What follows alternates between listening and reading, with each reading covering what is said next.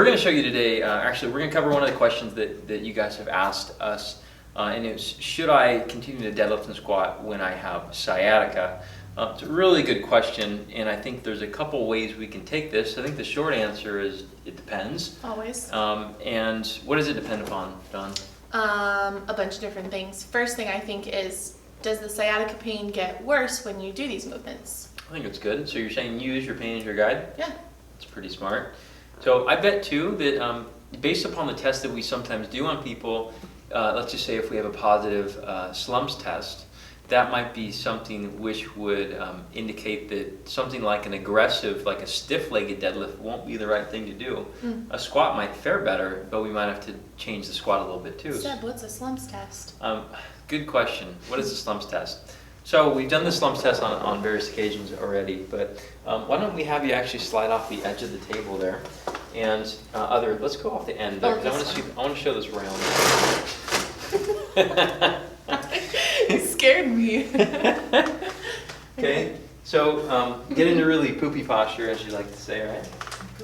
Super poopy, good. And then we're going to actually, let's bring this foot up a little bit. Ah, my sciatica. Okay, good. And so imagine this position right here. So her foot is extended a little bit, her knee is extended. As her knee starts to extend more, it makes her worse. It starts to bend more, it makes her better. So this knee bend has a big player in nerve tension when it comes to sciatica. And so, Dawn, I want you to take that same position. We'll move this table. Show me a stiff-legged deadlift with a round back. There you go, right there. Pause. I'm going to bring the camera down just a little so everyone can see this. So you're basically doing like a slumps test. Go ahead and stand. You're doing like a slumps test, but you're doing with a weight in your hand, okay? And so we can change this a little bit and just slightly bend the knee. Well, let's see. You want me to still round in my back? Yeah, let's do a little bit of a, okay? There you go, right there. Dawn, how many people have you found that have sciatica that have pain with one way, but now when they bend the knee, it goes away? Most. Okay, so show us that. What's that look like? Ow. Yeah, it's better. Okay? Yes. So, before we jump over into the exercises, what else do you usually see? Like, what's maybe another depends when it comes to the should they deadlift or squat when having sciatica? What does their movement look like in doing those? Because some people, you can have that pain, but if it's just done properly throughout that movement, or you're creating correct tension, then maybe you can do the movement and not make it worse or not feel it while doing it. Yeah. And we've had a lot of people over the years where we can get, with back pain and sciatica, we can have them deadlift and squat within a single two sessions or something like that. But it really depends on, can they monitor their own symptoms? Are they okay with not pushing through things? And they need to realize it's more about the movement at that point than it is about the weight. Yeah. I think one thing though is, like, most people, but I do squat fine and I do deadlift fine, and sometimes we see movements and their movement does look good, but for the time being we need to create different tension points throughout that movement, and it helps protect that low back while you're doing it. Do you want to demo this then? I think tension points is a good conversation point moving forward. Okay. You want me to demo? Yeah, let's do a demo. Maybe we'll do I'll cameraman for us. Okay. Why don't you just show the easiest suggestion of just getting a plate or a block. We have a block there. Oh, I see what you're saying. This is the easiest, right? Okay, turn the other way. Okay. All right, Dawn, the show is yours. Okay. So why did we get the block in the first place? Sometimes just decreasing the amount of range you have to go through can really help. So this is one way we try to mitigate low back pain or sciatica pain when doing the deadlift movement. Secondly, though, sometimes I notice people just go down. Like, if you look at my form, it probably looks pretty good right now, but I'm not really creating much tension. So people get into this and they're like, yeah, I feel it. I feel it right here. Okay. Well, let's create some tension through the feet first. And what I mean by that is, this is one cue we do. Pretend there's a seam in the floor right here, okay? And we're trying to break the floor apart with our feet without actually moving them. If you look at my feet when I try to do that, notice I just kind of create tension and spread the floor apart. So if I'm in a standing position while doing that, turning and squeezing my booty and creating that tension, now really all I feel is low or booty turn on, nothing really in my low back or hamstrings. While keeping that tension, I now go to try to pick up my weight and stand tall, tearing the floor apart the entire time. It feels so much better, and my back feels a lot more protected with that. How about with maybe a split squat? Let's show a split squat too. Okay. So split squat would be here, right?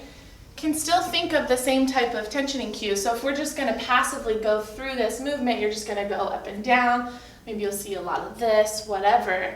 But you can create that same tension through the floor with your feet. So the seam is now in the middle of me this way. I'm tearing the floor apart this way. So I'm pushing with the front foot, pushing with the back foot, pushing so hard that I pull myself down, pushing so hard that I can push myself back up.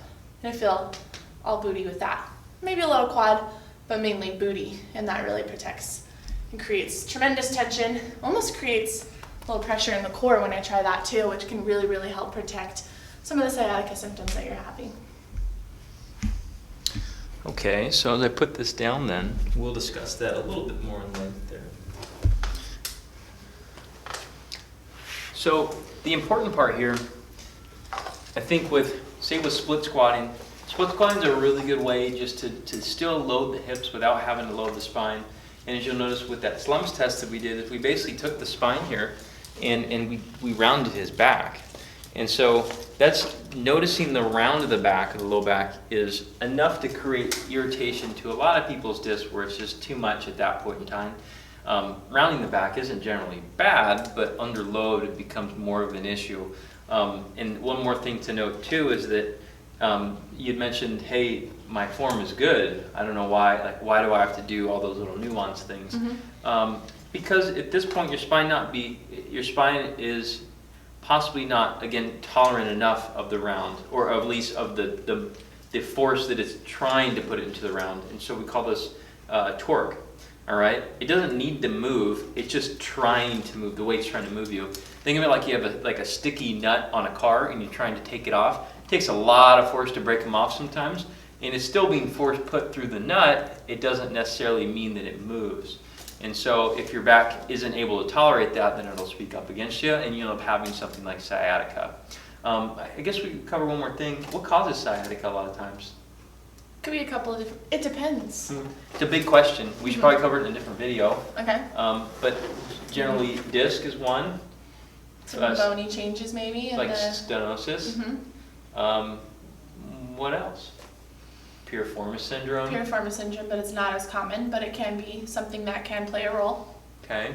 So all these things are treated a little bit differently too, but at least with deadlifting, we can figure out what makes the deadlifting painful, mm-hmm. and then modify the deadlift around that. Mm-hmm. If you're trying those tensioning things and you're still having that pain with those movements, and I think the short answer now after all of this is you probably shouldn't be doing it for the time being, and then we can work you back up into doing those movements again without pain.